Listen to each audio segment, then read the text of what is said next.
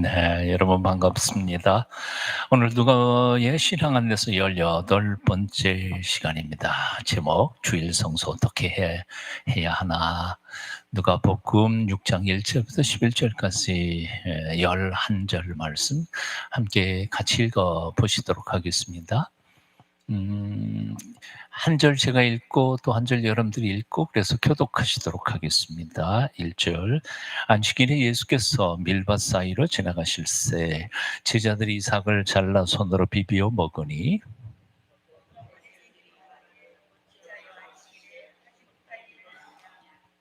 예수께서 대답하여 이르시되 다윗이 자기 및 자기와 함께한 자들이 시장할 때의 한 일을 잊지 못하였느냐?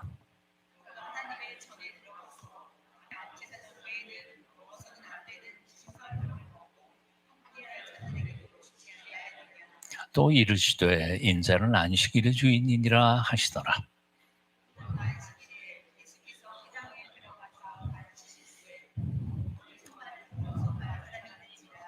서기관과 바리새인들이 예수를 고발할 증거를 찾으려 하여 안식일에 병을 고치시는가 엿보니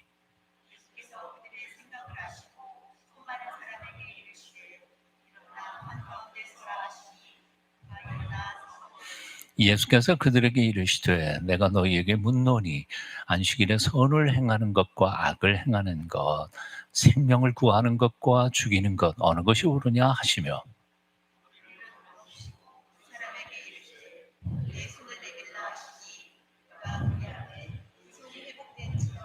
함께 읽습니다. 그들은 노기가 가득하여 예수를 어떻게 할까 하고 서로 의논하니라. 아멘. 이제 오늘 이렇게 시작해 봅니다. 중간 점검의 시간이에요.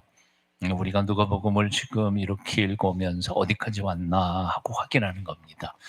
자, 복음서를 뭐라고 해석할 수 있을까요? 복음서는 내용이 예수님의 생애와 말씀을 기록한 책이죠. 복음서를 위인전과 어떻게 차이가 있다고 생각이 들어요? 전기 그런 게 있죠. 전기, 위인전, 전기가 뭐죠? 혹시 이 복음서를 예수님의 전기라고 말할 수 있을까요? 말할 수 없을까요? 말할 수 없다면 왜 이 복음서와 위인전과 차이가 뭐가 있을까요? 예. 요걸 서론적으로 오늘 이 얘기를 조금 하고 넘어갔으면 좋겠습니다. 그러니까 결론부터 얘기하면 복음서는 예수님의 위인전, 예수님 전, 예수 전이 아니다 하는 이야기입니다. 이유가 뭘까요?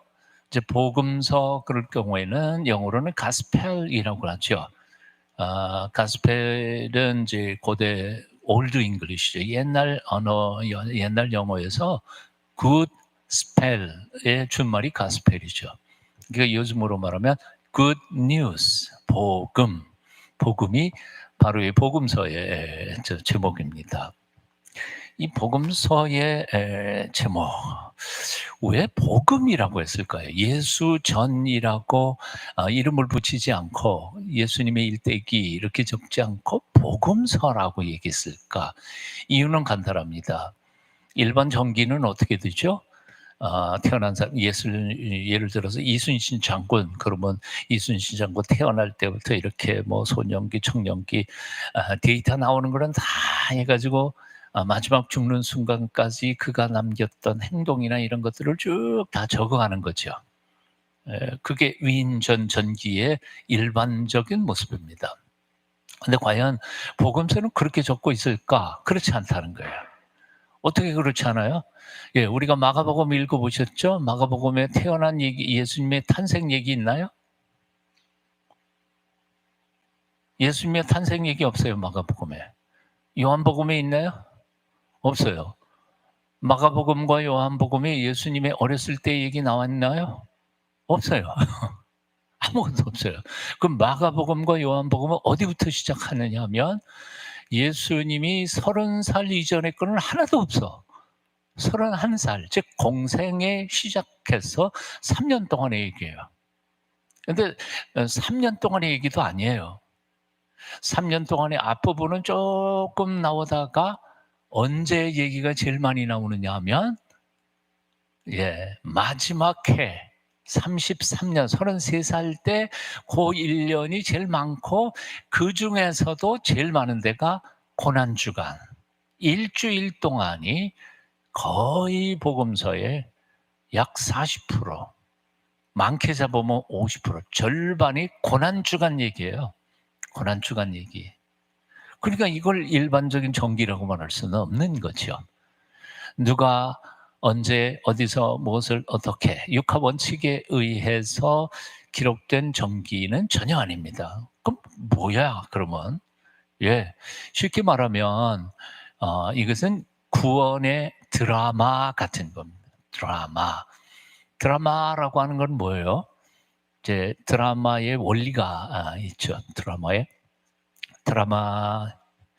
이제 뮤지컬을 보든지 영화를 보든지 아니면 소설을 보든지 간에 그 요소들이 몇 가지가 있습니다. 제일 중요한 거는 그 뒷장에 넘어가시면 거기 그림 있어요. 드라마. 거기 보시면 그러면 그 왼쪽 맨 끝에 여기 오신 분들은 프린트가 미리 돼가지고 어디가 먼저인지를 잘 모르시는데 그러니까 가능하면 저쪽 보세요. 앞쪽에는 없나요? 앞쪽에도 있네. 앞쪽을 보시면서 들으시면 좋겠어요. 드라마의 가장 중요한 것은 주인공이죠. 주인공이에요. 그리고 그 다음 중요한 건 뭐예요? 주인공하고 싸우는 적대자예요. 그래서 이게 희곡이나 이런데 그 전문 용어가 하나 있는데요. 주인공을 가리켜서 프로타고니스트라고 표현해요. 프로타고니스트. 이건 용어할 필요는 없어요. 그리고 이 프로타고니스트와 반대가 돼가지고 그를 어떻게 하면 싸워서 끌어내리려고 하는 반대되는 사람, 적대자를 안타고니스트라고 표현하죠. 그러니까 드라마란 항상 이 두 개의 세력이 존재해요. 어떤 연극을 보든 드라마를 보든 간에 다 마찬가지예요. 그리고 이 주인공은 대개는 하나고요. 주인공 배후에 그 사람 돕는 사람이 있고 적대자 배후에 또 세력이 있죠. 이 드라마는 어떻게 전개되나요? 이 두 종류의 사람들이 서로 적대하고 갈등을 일으켜요. 갈등을 일으키면서 충돌하죠. 첫 번째 충돌하고 또 두 번째 충돌하고 이 충돌이 계속해서 쌓여져 가면서 스토리가 이어져 가면서 결국은 마지막 클라이맥스로 올라가죠. 그래서 대접전이 일어나서 한바탕 싸우고 누가 이기든지 지든지. 여러분 드라마 많이 보셨잖아요. TV 드라마 많이 보셨죠. 다 이런 스타일이에요. 그런데 예수님의 이 구원 드라마 복음서는 맨 처음 예수님이 이 세상에 탄생하심으로 시작하죠. 예수님이 주인공으로 메시아로 이 세상에 오셨습니다. 예수님을 대적하는 사람들이 등장해가지고 싸우기 시작해요. 충돌하기 시작합니다. 근데 지금 누가복음을 지금 보면서 저 뒤에 문 못 들어오시는 분이 계시는 것 같은데. 네. 우리가 지금 누가복음을 공부해 오면서 첫 번째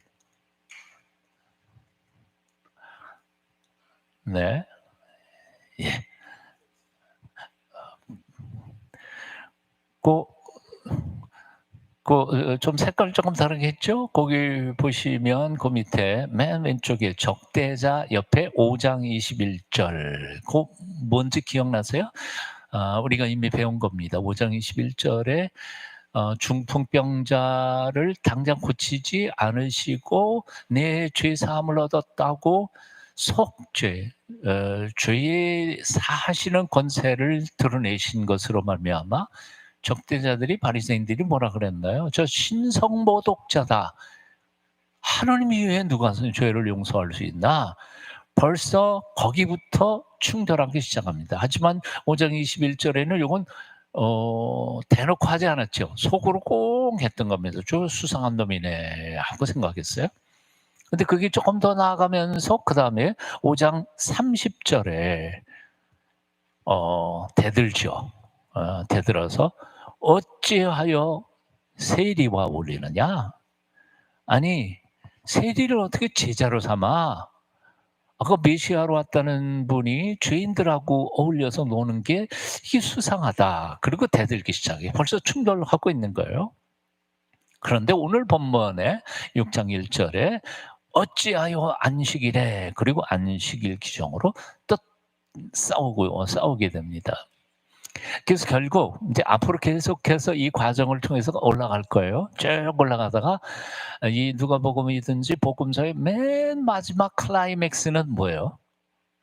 십자가예요. 이제 우리가 그걸 딱 기대하면서 복음서를 읽어갈 때는 어떤 복음서를 읽든지 간에 지금 십자가로 가는 방향이 어떻게 지금 복선을 깔고 가는지를 주의 깊게 묵상하고 읽어가면서 보시면 돼요.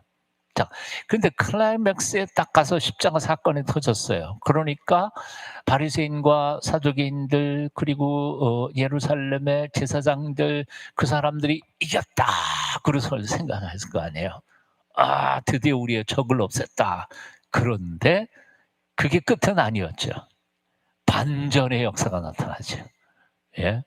어떻게 반전해요? 예수님께서 부활하시는 반전의 역사가 나타나요.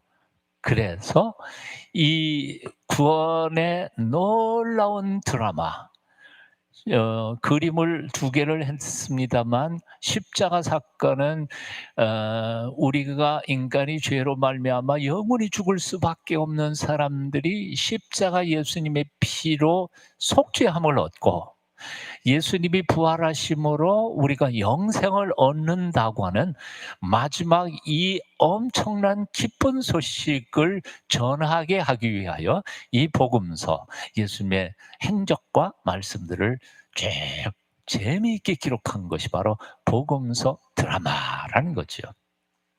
하나만 더 왼쪽에 이제 이거 조금 이따가 소개를 할 겁니다만, 바로 지금 불 하나 붙었죠. 우리는 누가복음에는 아주 점잖게 11절에 소개되어 있지만 마가복음에는 이렇게 표현되어 있어요. 한번 읽어보실까요? 바리새인들이 시작.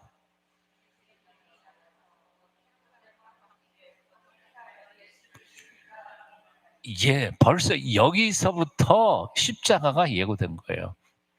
저놈 어떻게 죽일까 하고 계획 잡아요. 근데 누구하고 첫째 바리새인들이, 누구하고? 헤롯 당원들과 함께 이 두 종류의 사람들이 누구인지를 알아야 돼요. 바리새인들은 경건주의자들이에요. 헤롯 당원은 세속주의자들, 즉 로마 정권 하에 비호를 받으면서 그들에게 돈 주고받고 하면서 아주 타락한 유대 신앙의 지도자들이 헤롯 당원이에요. 그래서 평소에는 이 헤롯 당원들하고 바리새인들은 적처럼 만나지도 않아. 그러니까 이 얘기가 무슨 얘기인고 하니 적과의 동침이에요. 공동의 적이 나타났으니까, 예수 그리스도가 나타났으니까 여기서부터 이제 도화선이 불이 붙었습니다. 앞으로 이제 24장, 누가복음 24장 가는 동안에 계속해서 이 사건들은 반복하게 될 겁니다. 자, 그러면 이제 오늘 본문 대충 지금의 줄거리를 이 정도 보시고요. 오늘의 줄거리를 첫 번째 보도록 하겠습니다. 오늘의 말씀 1절에 보면 안식일에 예수께서 밀밭 사이로 지나가실세라고 표현하고 있습니다. 밀밭 사이로 들어가실세. 이 밀밭 사이 얘기는 조금 이따가 더 하고요. 안식일에 대한 얘기를 조금 해야 되겠습니다. 여기 보면 안식일에 하지 못할 일이라는 표현을 이 사람들이 쓰죠. 안식일에 하지 못할 일이 뭐냐? 일이라는 게 있어요. 미시나라고 하는 유대인들의 성서 해석서에 의하면 안식일에 해서는 안 될 행동이 39가지가 있다고 했어요. 39가지가.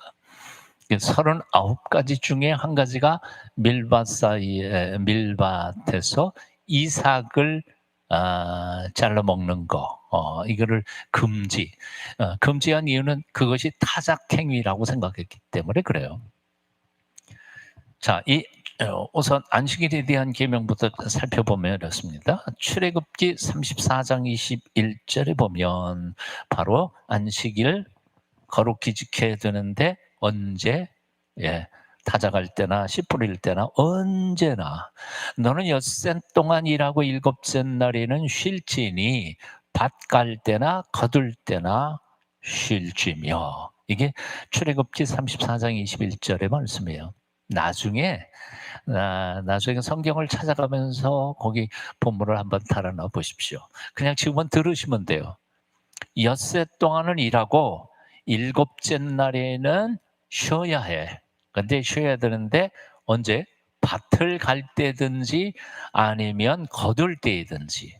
이 밭 갈 때하고 거둘 때가 굉장히 중요해요. 농사를 지어본 사람들은 알아요.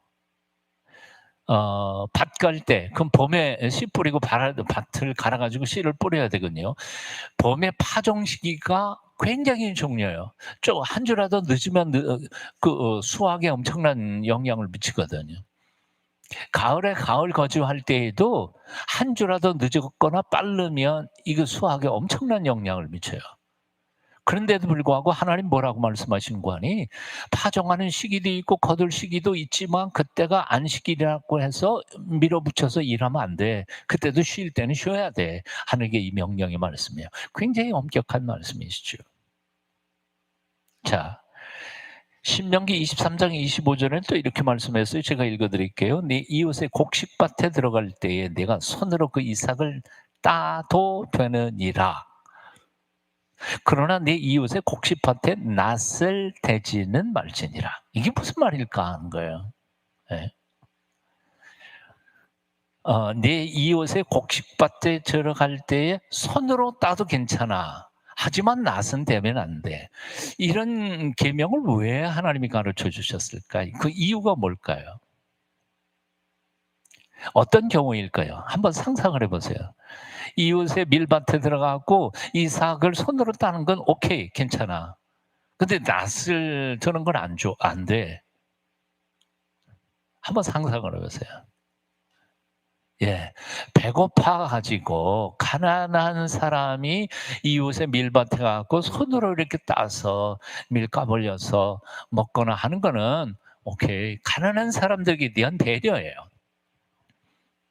그러나 이웃집 밭이라 그래 가지고 내가 낫가 가지고 가서 남의 밭에서 그거 딱 수확해서 그거는 훔쳐오는 거예요. 소위 말하는 우리 한국의 문화 풍속하고 이 유대 문화 풍속하고 비슷한 게 참 많이 있는데요. 여러분 까치밥이라는 거 알아요? 까치밥. 감나무에 이렇게 나무가 다 일려도 까치밥으로 남겨 놓는 게 있단 말이에요. 까치밥이에요, 이게. 그러니까 이 바리새인들이 밀밭 사이로 안식일에 가면서 제자들이 이삭을 손으로 비벼서 먹었다고 해서 안식일을 범했다.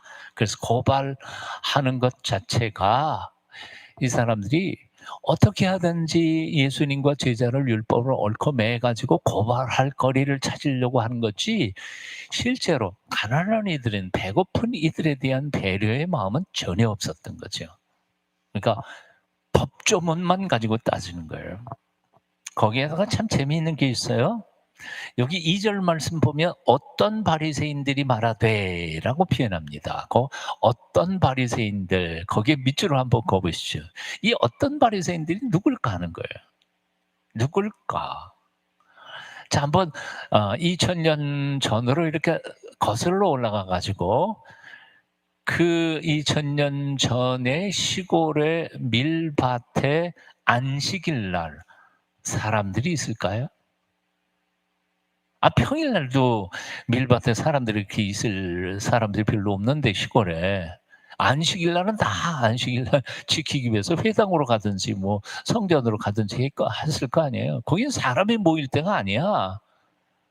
예수님과 제자들도 다 밀밭 사이로 가는 이유가 뭘까요? 회당이 가려고 가는 거였겠죠.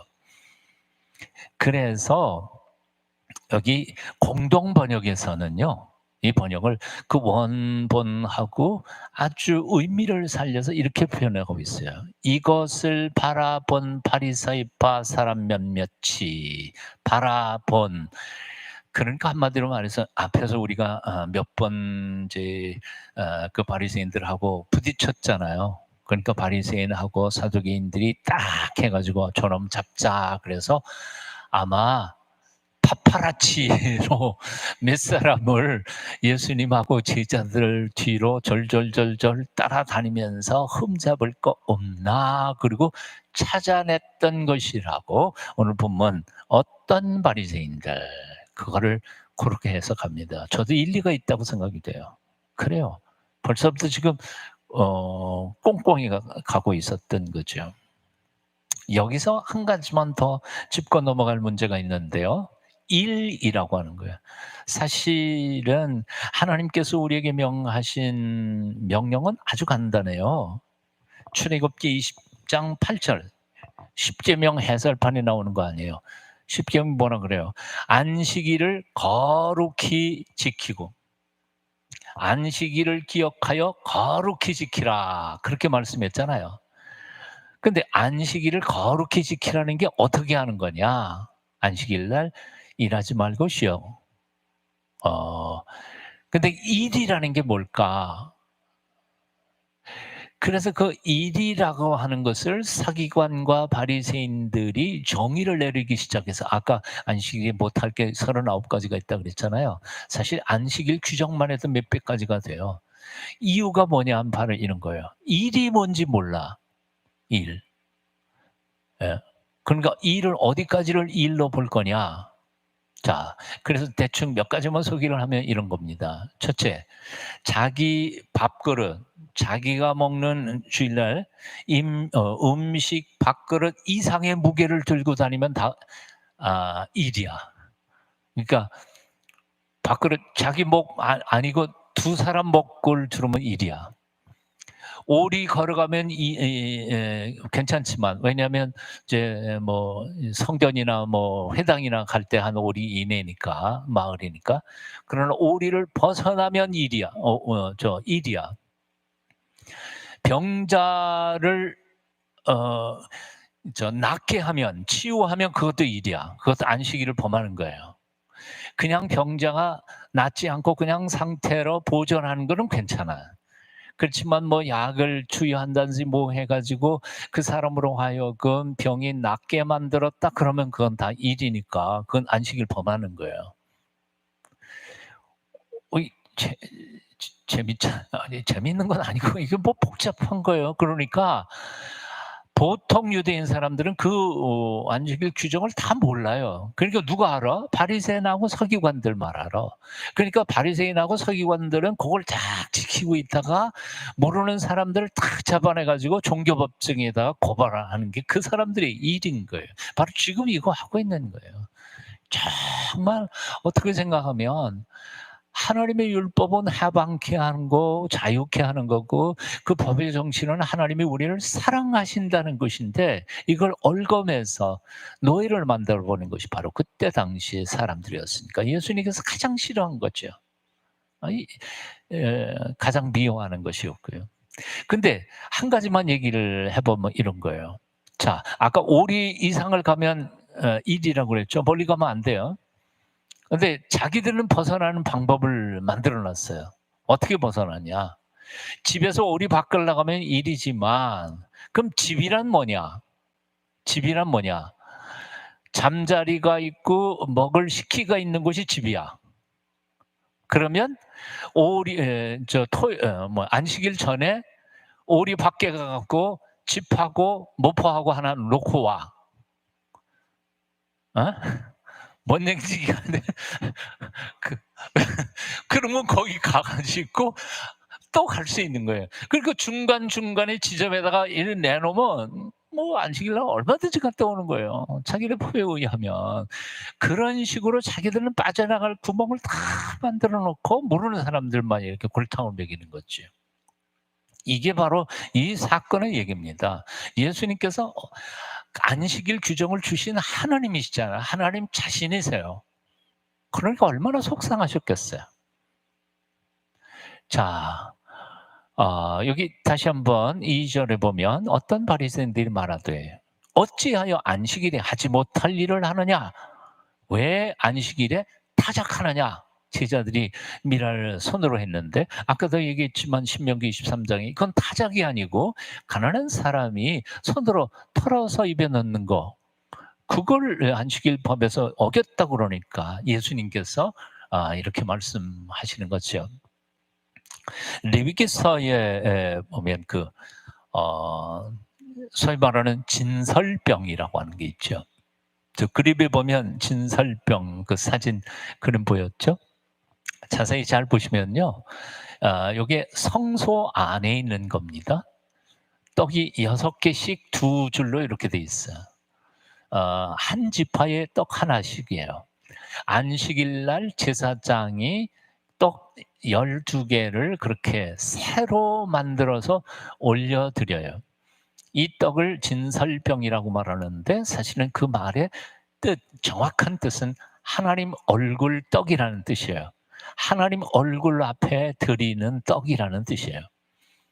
그러니까 하나님 우리 12지파를 이 떡 잡수시고 오늘 한 주간도 은혜를 베풀어 주소서 하는 기도가 담겨 있는 떡이에요. 그럼 일주일 지난 다음에 어떻게 할까요? 예, 일주일 지난 다음에 바꿔야죠. 새 떡으로 갖다 올리면서 일주일 지났던 떡들은 이게 다 밀가루 떡이니까 변질되지 않거든요. 그리고 거기에 뭐 이스트나 이런 거 아예 안 넣는 거니까요. 나오면 그게 하나님께 드려졌던 것이기 때문에 거룩한 떡이에요. 버릴 수도 없고 아무나 먹어서도 안 돼. 그래서 레위기 24장 9절에 보면 이런 말씀이 있어요. 이 떡은 아론과 그 자손이 거룩한 곳에서 먹어라. 지극히 거룩한 것이니라. 이것이 영원한 규례니라. 절대로 변해서는 안 되는 규칙이 바로 이 떡은 누가 먹어야 돼요? 아론하고 그 제사장들만 먹어야 돼. 이 떡은 거룩한 거예요. 구별된 거예요. 아무나 먹으면 안 돼. 이게 바로 레위기서의 하나님의 규례인데 사실은 열왕기서를 읽다가 보면 다윗이 사울에게 쫓겨서 도망다니다가 너무너무 배가 고팠거든요.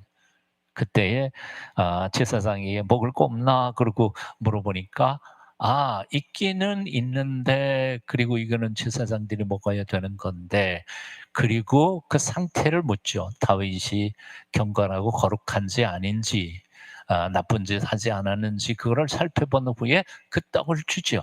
그래서 먹어요. 그러니까 아무리 하나님의 규례가 엄하다 할지라도 하나님은 그거 가지고 벌 주시는 하나님 아니시거든요.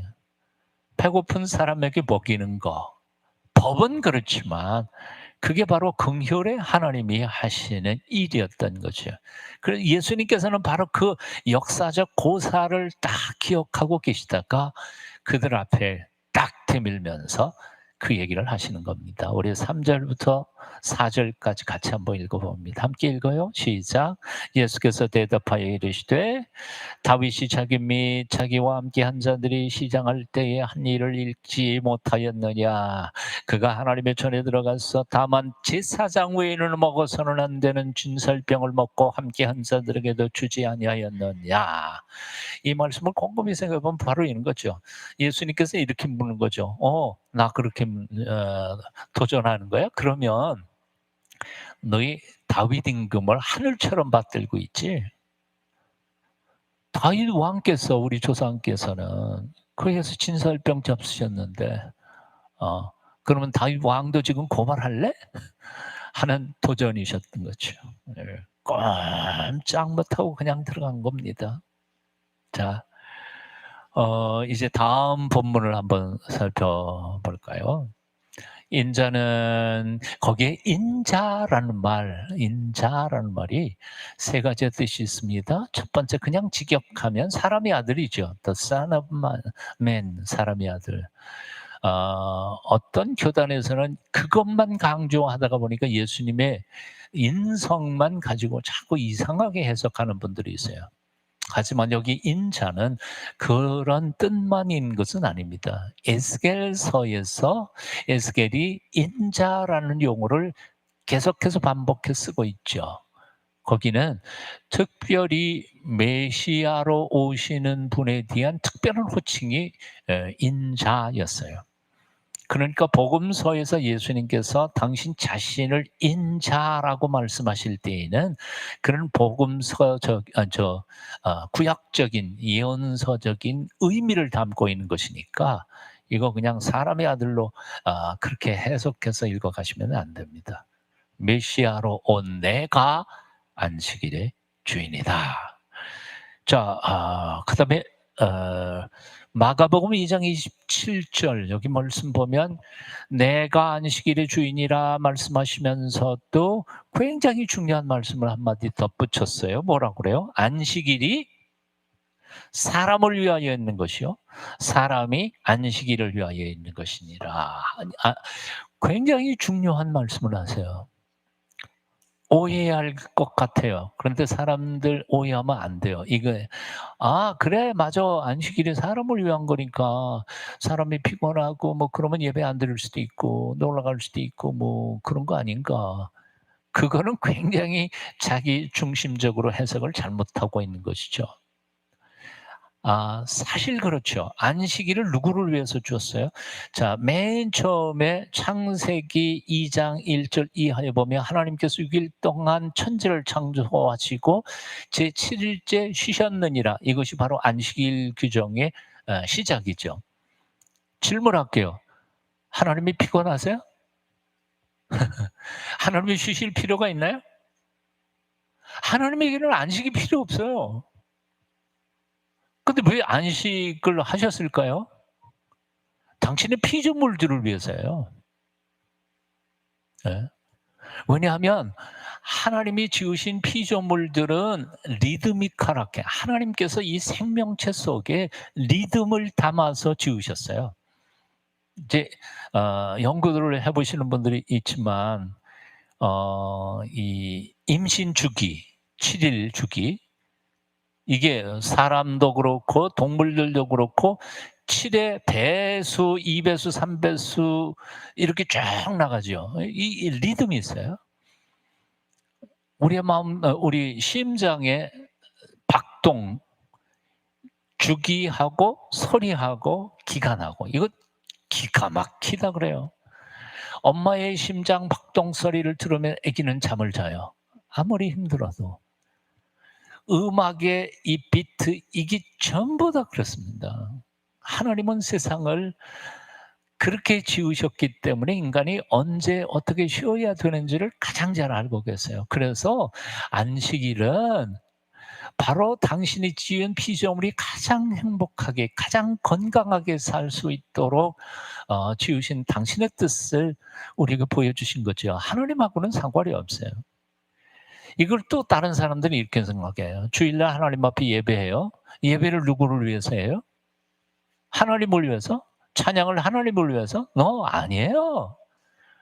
예배는 전적으로 하나님 예배 안 받으셔도 돼요. 홀로 자족하신 분이에요. 예배 필요 없고 찬양 받으실 필요 없어요. 예배와 찬양과 섬김 그 모든 것이 다 사실은 우리의 생명의 근원이신 하나님 안에서 쉼을 얻고 용기를 얻고 하나님의 축복과 은혜와 지혜를 얻는 통로이니까 하나님이 주신 거예요. 그래서 이 마가복음 2장 27절에 안식일이 사람을 위하여 있는 것이라는 말씀은 바로 그런 뜻입니다. 안식일을 내 맘대로 해도 된다 그런 말이 아닙니다. 자, 그 다음 본문 빨리 가십시다. 그 다음에 본문의 6절을 보니까 앞에서 처음 안식일이 있었죠? 그런데 6절을 보니까 또 다른 안식이래요. 또 다른 안식일. 자, 재미있어요. 첫 번째 안식일에서는 사건이 어디서 터졌어요? 조용한 들판 밀밭 사이에서. 두 번째 안식일에서는요, 사람들이 막 들끓어 있는 회당 한복판에서 일어났습니다. 회당 안에 오른손 마른 사람이 있었다. 이 본문을 묵상하면서 신학자들과 그리고 많은 사람들이 어쩌다가 오른손 마른 사람이 있었을까? 물론 가장 쉬운 것은 예수님께서 치유의 역사를 벌이시니까 뭐 병자들이 막 몰려올 수도 있었겠다, 그렇게 쉽게 해석할 수 있지만, 이것조차도 그 다음 절과 연기해서 보면 바리새인들이 함정일 수 있었다는 거예요. 7절에 보니까 뭐예요? 서기관과 바리새인들이 예수를 고발할 증거를 찾으려 하여 안식일에 병을 고치시는가, 뭐예요? 살짝 보고 있는 거예요. 어떻게? 손 마른 사람 가져다가 딱 예수님 보이는데 딱 갖다 놓고 고치나 안 고치나 보는 거예요. 근데 우리는 누가복음에는 이게 잘 안 뜨이죠. 그러나 마태복음에는 이 구절이 성경 원전에서 보면 굉장히 정확하게 표현되어 있어요. 마태복음 본문에는 뭐 이렇게 돼 있어요. 보라, 여기 한 사람이 있었다. 근데 그 사람은 손이 마른 사람이었네. 예측하지 못한 한 사람이 거기 올 이유가 없는데 사람들 속에 있었다는 거죠. 벌써 꼼수로 딱 보고 있었다는 거예요. 예. 안식일에 병을 고치시는가 못 보려고. 8절 말씀 보면 예수님께서 그들의 생각을 아셨어요. 아셨어요? 그 계획을 하신 거죠. 손 마른 사람에게 이르시되 일어나 한가운데 서라. 왜 한가운데 서라고 하셨을까요? 예. 모든 사람이 다 보게 한 거예요. 어디 저 성전 구석에서 그냥 살짝 고쳐주는 게 아니에요. 다 이렇게 딱 보여주고, 그리고는 하시니 그가 일어나 서건을 그리고는 선포합니다. 9절, 예수께서 그들에게 이르시되 내가 너희에게 묻노니 안식일에 선을 행하는 것과 악을 행하는 것, 생명을 구하는 것과 죽이는 것, 어느 것이 옳으냐? 굉장히 직설적으로 물으십니다. 자, 바리새인들의 관심은 뭐예요? 전후의 안식일 규정을 지키나 안 지키나. 지금 손 마른 사람이 한평생 속 말라서 직업도 못 가지고 밥에 입에 풀칠도 못하고 고생하는 그 환자에 대하여는 긍휼한 마음이 하나도 없어.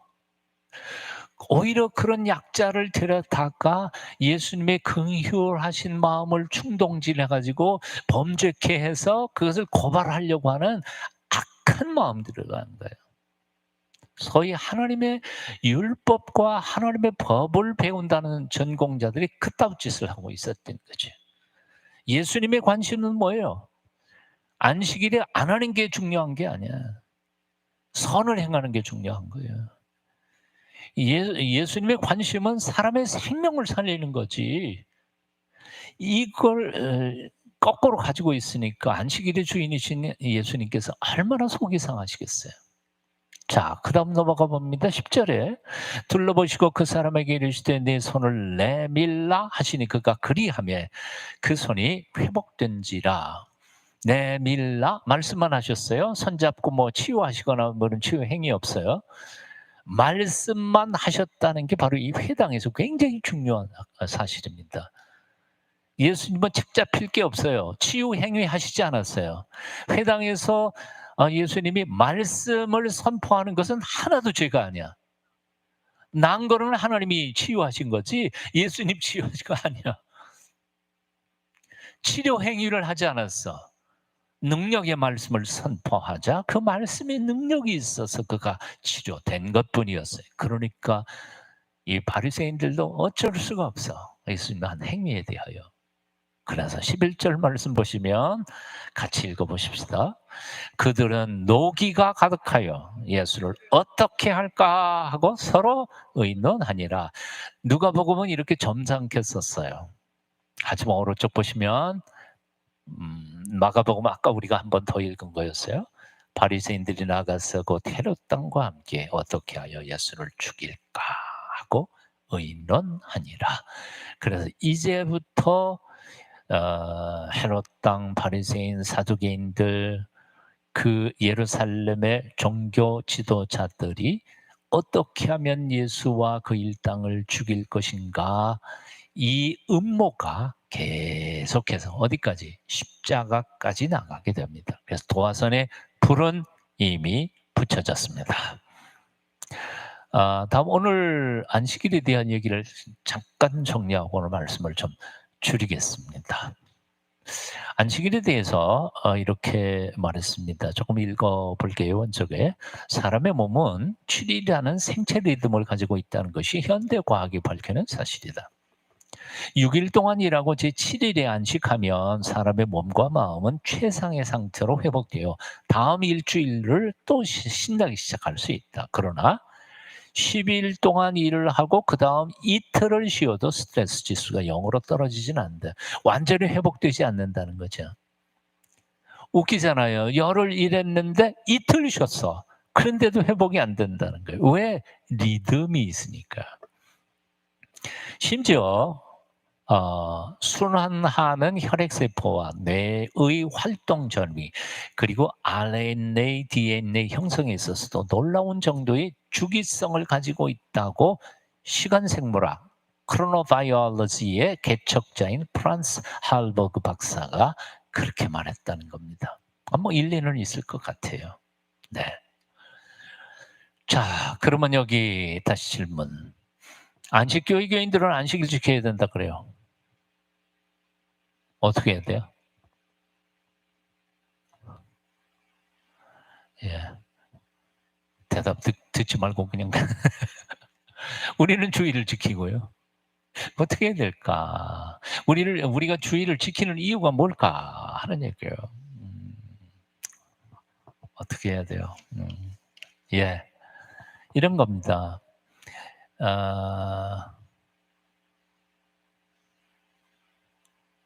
일주일 7일이 다 다른 날일까요? 똑같은 날이죠? 거기 안 보셔도 돼요. 지금 내가 안 누르니까 안 나와.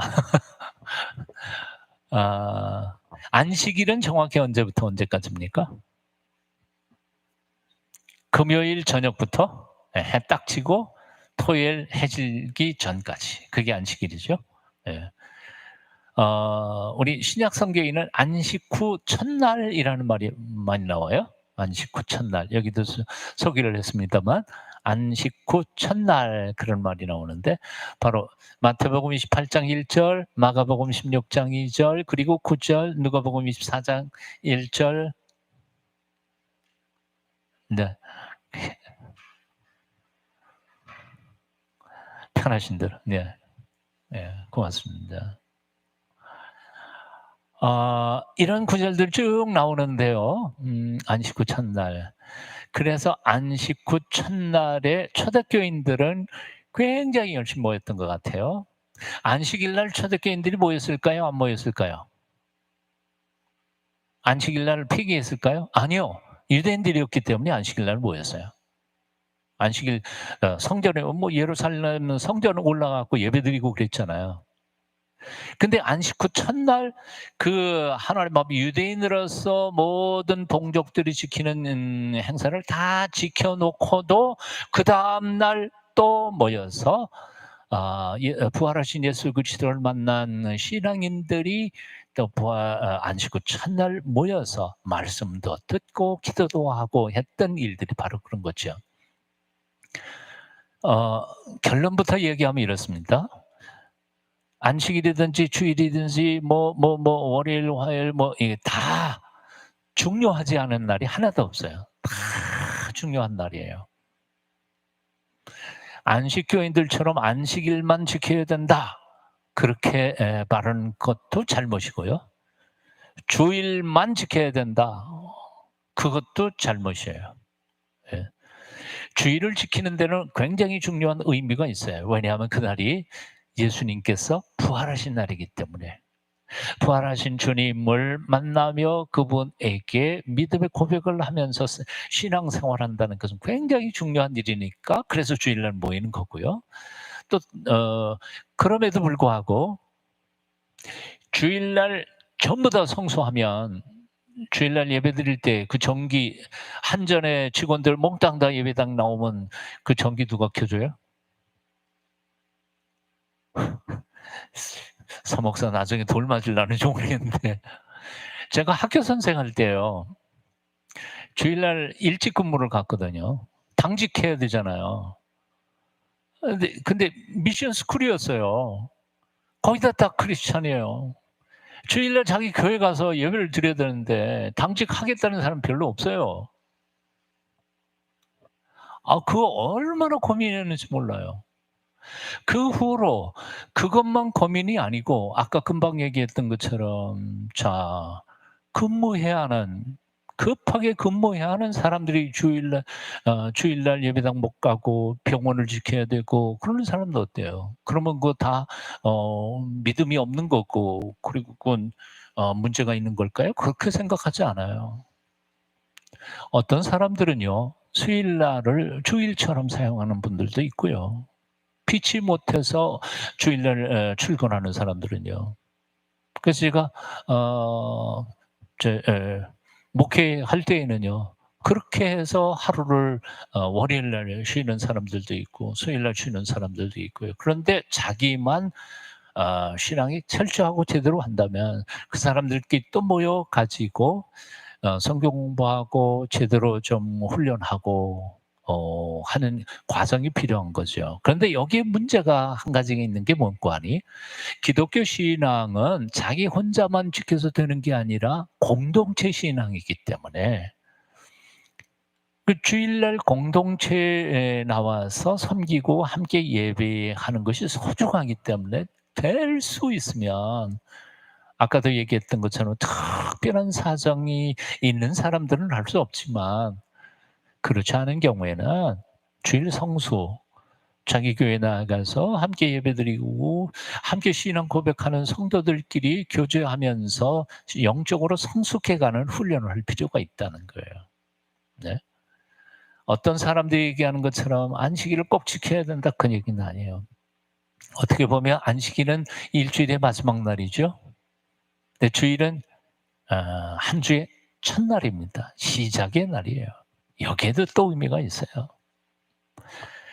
자, 그다음에 그 성경 구절을 조금 읽어 드리면 그렇습니다. 이날 곧 안식 후 첫날 저녁 때에 주일날 저녁입니다. 유대인들을 두려워하여 모든 것의 문을 닫았더니 예수께서 오사 가운데 서서 이르시되 너희에게 평강이 있을지어다. 부활하신 예수 그리스도께서 초대교회 성도들의 공동체에 당신이 나타나셔서 당신을 선언하셨던 날이 또 언제냐면 바로 안식 후 첫날 저녁 주일 저녁이었던 거죠. 그래서 신약 성경에 보면 사도행전 20장 7절에 보면 그 주간에 첫날에 교인들이 모였어요. 그리고 말씀을 들었어요. 그리고 고린도전서 16장 2절에 보면 헌금할 때 그래요. 내가 너희에게 갔을 때 매주 첫날에 성경 헌금을 좀 예비해 놨다가 내가 가면 곧바로 받아서 구제 헌금도 필요한 형제들에게 나눠줄 수 있도록 준비해 달라 하고 부탁하는 날이 또 첫날 바로 주일이었던 거죠. 예.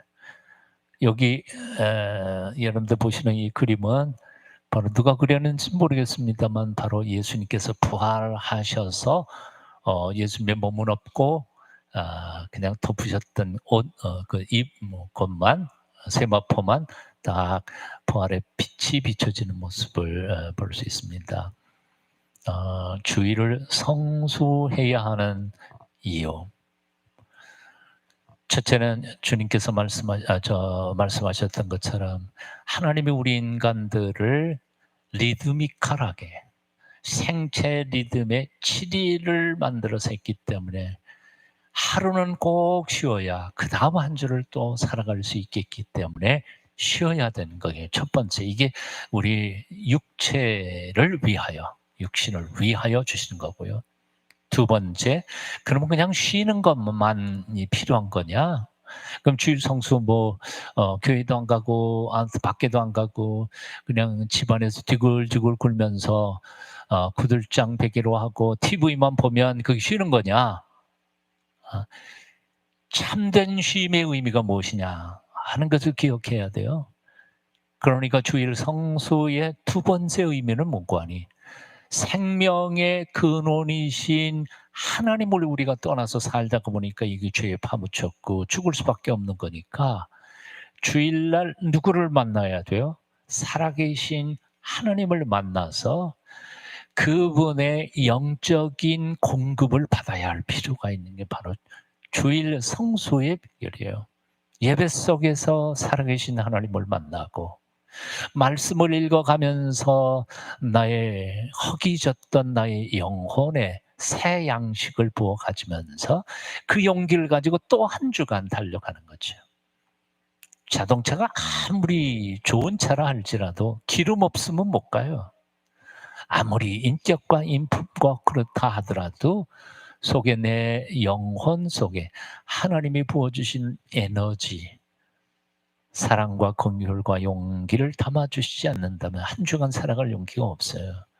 제발, 제발 아무리 바빠도 주일날 하나님을 만나기 위하여 시간을 떼어내시고 그분의 말씀으로 내 속사람을 채워가려고 사모하면서 노력하는 사람들이 됐으면 좋겠습니다.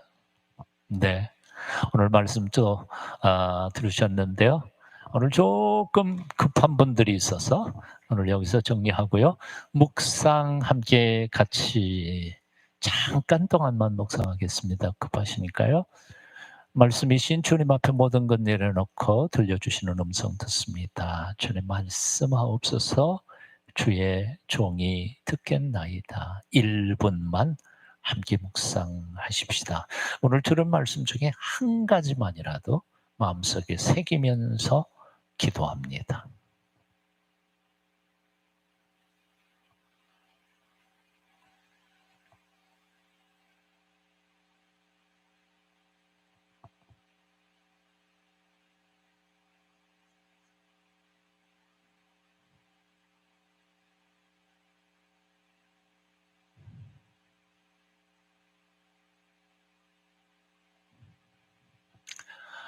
주님 가르친 기도 함께 하시겠습니다. 하늘에 계신 우리 아버지, 아버지의 이름을 거룩하게 하시며 아버지의 나라가 오게 하시며 아버지의 뜻이 하늘에서와 같이 땅에서도 이루어지게 하소서.